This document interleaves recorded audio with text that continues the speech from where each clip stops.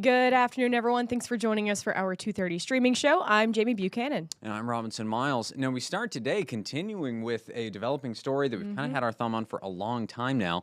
Oakland City University President Dr. Ron Dempsey has responded to a complaint sent to the Higher Learning Commission by former employees. Now, the complaint featured many violations, including failing to pay employees and vendors, using the WARN Act to circumvent contractual obligations to employees, and failure to conduct program reviews.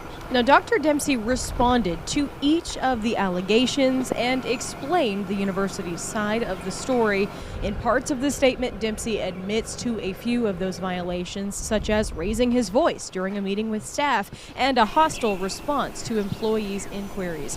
Now, his full statement and the response to us can be seen right now on 14news.com. And moving over to Evansville, a criminal investigation has been opened into two early morning storage unit fires. Now, it happened before 6 this morning at Lighthouse Storage on North Green River Road. Evansville fire officials say it took about 30 minutes to put the fire out, and 3 other storage units were damaged by the smoke.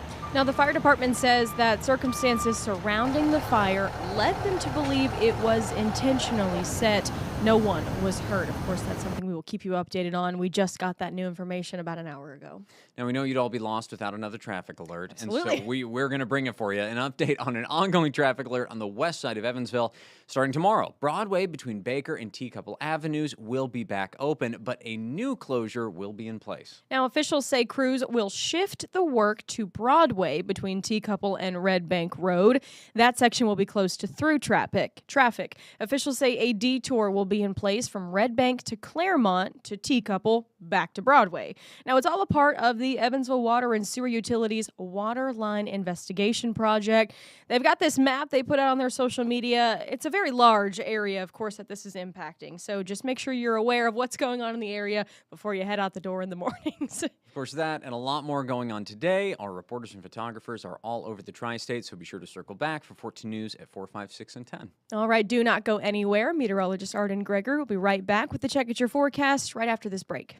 Stay informed on your local news and weather throughout the day by watching the 14 First Alert streaming shows. At 8:30 a.m., get your First Alert forecast to plan the day ahead and catch up on the news that happened overnight with the 14 News Sunrise team.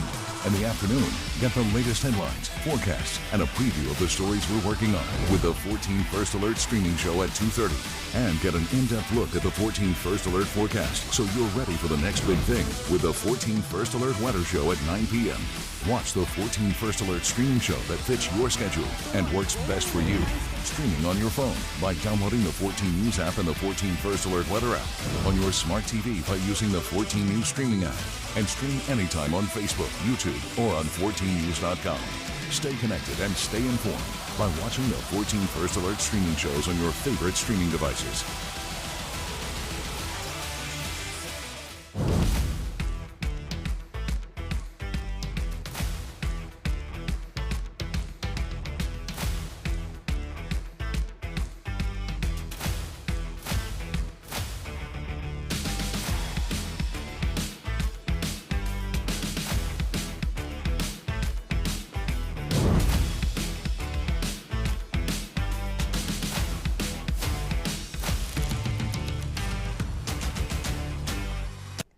Good afternoon. I'm 14 First Alert meteorologist Arden Gregory.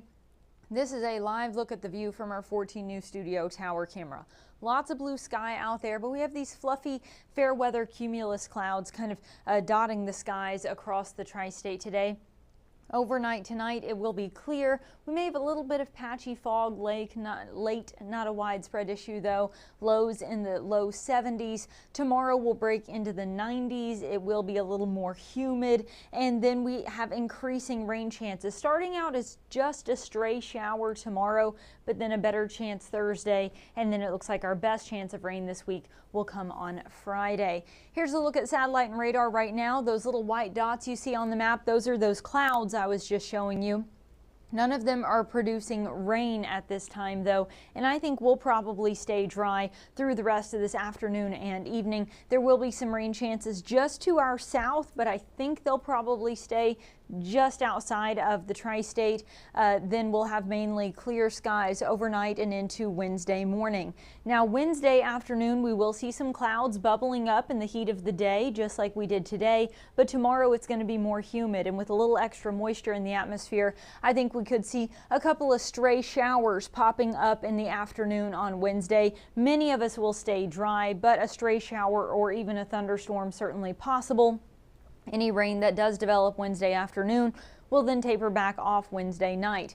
Wednesday night, we'll have a few clouds overhead. Thursday will start out dry, but as we get into the afternoon, again, we see the clouds and then the rain kind of bubbling up in the heat of the day. There is a better chance for rain Thursday afternoon and evening, though. Again, still not everyone is going to see that rain, but it'll be more of a scattered chance, not quite as isolated as what we're going to see Wednesday. Then Thursday night, those rain chances taper back off again. I think our best chance of rain this week is going to come Friday afternoon.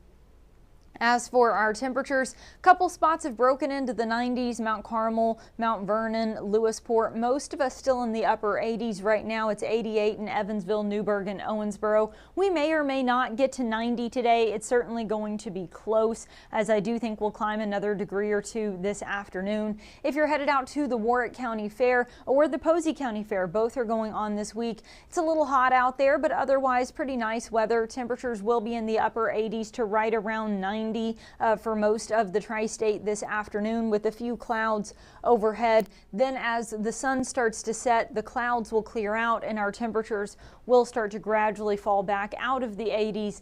Then we'll go through the 70s overnight, eventually bottoming out in the low 70s by late tonight into early tomorrow morning. We may see some patchy fog late tonight into early Wednesday morning, but I don't think it'll be a widespread issue.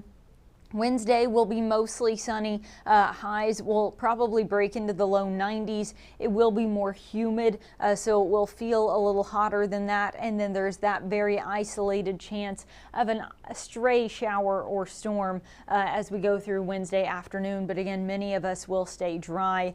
No major changes to our temperatures over the next few days. Most days will top out somewhere in the upper 80s to low 90s, kind of right on par with average for this time of year, and our lows will be running near to slightly above average. Our average low for this time of year is 69. We'll be in the low to maybe mid 70s most nights this week. It does seem like Friday may be the coolest day of the week. It's also our best chance of rain. So we've got these very isolated chances Wednesday, slightly better chance Thursday. Friday, still not a total washout, but especially during the afternoon, it does seem like we have a pretty decent chance of some scattered rain. So that is a change from yesterday's forecast. Those rain chances for Friday have gone up a little. And the rain chances have also gone up slightly for Saturday as well, although I still think Friday will be our best chance of rain, and then it turns more isolated again as we get into early next week. So there's your 7-day forecast. Again, many of these days the rain chances are very, very spotty. If we're going to see rain across the entire tri-state, the best shot at that would be on Friday, but even that I'm not convinced would actually be widespread. We may get a few rumbles of thunder with some of this rain. But as of right now, we are not on alert for any severe weather. We're keeping a close eye on the possibility, but as of right now, I don't see any clear indication of severe weather on any of these days, which is exactly what Zach Seitz is asking about in the comments, asking about strong or severe thunderstorms. As of right now, that's not really an expectation. You know, this time of year, this kind of heat and humidity, every once in a blue moon you can get a thunderstorm that really taps into some extra energy and gets fired up, and you could get a stray severe thunderstorm really anytime we've got rain and thunderstorms in the forecast, but the chances of that seem low this week. We're not really anticipating any kind of widespread severe weather threat across the tri-state this week. And Jeff Miller enjoying the nice breeze. Yeah, it's really not too bad outside today. The humidity is not terrible. In the sun, it still feels pretty hot, but If you can get in the shade with a little bit of a breeze, it's really not too shabby, especially for mid-July. I will say, along with the rain chances, the humidity also increasing as we go through the second half of this week. So Wednesday and Thursday will be a little steamier with that more stagnant weather. I don't think we'll have as much of a breeze, and it'll be more humid too. So it'll just all around have a stickier feeling to it as we move forward with the rest of the week. As for our temperatures so far this month, obviously we started the month with that heat wave that kind of broke over Independence Day weekend. Since then, we've topped out in the 80s most days. We have had some scattered rain chances, particularly this past weekend, but really we haven't had a lot of widespread rain so far this month. It's all been very scattered, and that trend will continue for this week as well. We are still running a little short on rainfall for both the month and the year, but we are not currently dealing with a drought, which is a change of pace. We were in drought for most of the spring. And then we finally got some beneficial rainfall in May and especially at the end of June, and that kind of pulled us out of those drought conditions now. So there's your temperature trend. Again, we're running right around average for most of the next 7 days, maybe a little bit warmer than normal, especially for those overnight lows. The extended outlook for the middle and end of next week does show a trend toward more typical precipitation, that wetter weather expected to push off to our east, and we are expecting near to maybe even slightly below average temperatures. So the general trend here looking at the next 7 days is that we do have near to slightly above average temperatures, a pretty decent chance of rain mainly on Friday, but even that is going to be scattered. Then as we get into next week, more isolated rain chances linger, but it does seem like our temperatures may start to trend back down into the 80s as we get into the middle and end of next week with some drier air on tap. So maybe more comfortable as we get into the middle and end of next week. April is asking about Friday's rain. It does seem like it'll be mainly in the afternoon, although it could linger into the evening. She also asked, will it pass through quickly? I wouldn't get your hopes up about that.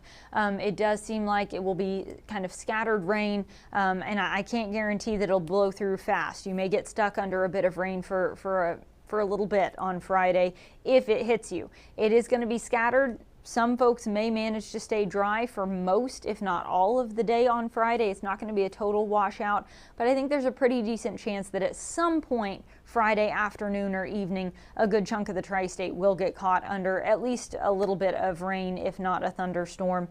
So yes, it is mainly later in the day on Friday, Abby. All right. And I think that about wraps it up. Zach is asking about El Nino. Yes, drier than average during the winter. El Nino's effects are primarily during the winter. It doesn't seem to have as strong of an impact during the summer, but I also think sometimes the influence of El Nino is a bit overdone. There is a correlation between El Nino and La Nina and the weather patterns that we see here in the tri-state, but it's not a guarantee. We have had years that don't line up with what you would expect from the El Nino or La Nina pattern that we are in that year. It just, the trend is typically if you're in an El Nino pattern, we would have a drier winter.